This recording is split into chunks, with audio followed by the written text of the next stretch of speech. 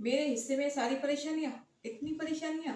दिमाग में सोचते सोचते रहते हैं कि इतनी परेशानियाँ मेरे जीवन में कैसे।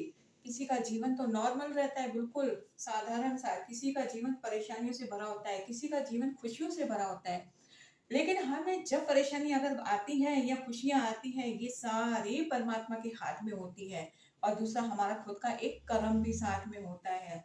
जैसे एक घड़े में गंगा जल भर के किसी साधु संतों की टोलियों के पास में रख दिया कि साधुओं को प्यास लगेगी तो ये गंगा जल पिएंगे। तो वहीं पर ये एक सीधा साधा इंसान बैठा सोच रहा है कि इस घड़े की कीमत कितनी है, लेकिन इसमें देखो गंगा जल भरा हुआ है। बताओ, और ये साधुओं के बीच में बैठा है हुआ है। ये यहाँ पे मतलब जब भी साधु को प्यास लगेगी तो ये गंगा जल पिएंगे।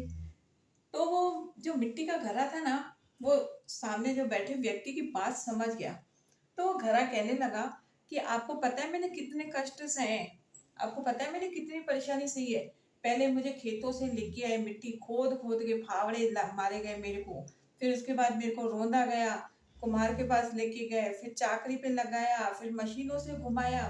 उसके बाद जाके मुझे घड़ा बनाया, फिर धूप में सुखाया। उसके बाद फिर मेरे को आग में सेका। फिर तब मैं भी यही बोलता था कि कितनी परेशानी झेल रहा हूँ, आग में जा रहा हूँ, धूप में जा रहा हूँ, चाकरी पे जा रहा हूँ, कितनी परेशानी में झेल रहा हूँ। लेकिन जब मैं इसके अंदर, जब मेरे अंदर गंगा जल भरा गया, आज संतों के बीच में रखा गया, तब मैं सोचने लगा कि वाह मेरे सतगुरु, तूने बड़ी कृपा की कि तूने मुझे संतों के बीच में रख दिया। मेरे अंदर चरणामृत डाल के, मेरे अंदर गंगा जल डाल के।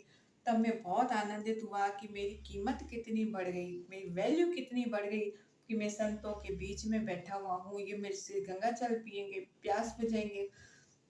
कई बार हम बहुत सारी बातें सोचने बैठ जाते हैं, लेकिन ये परमात्मा जो करता है ना, वो हमारे अच्छे के लिए करता है, हमारे भले के लिए करता है।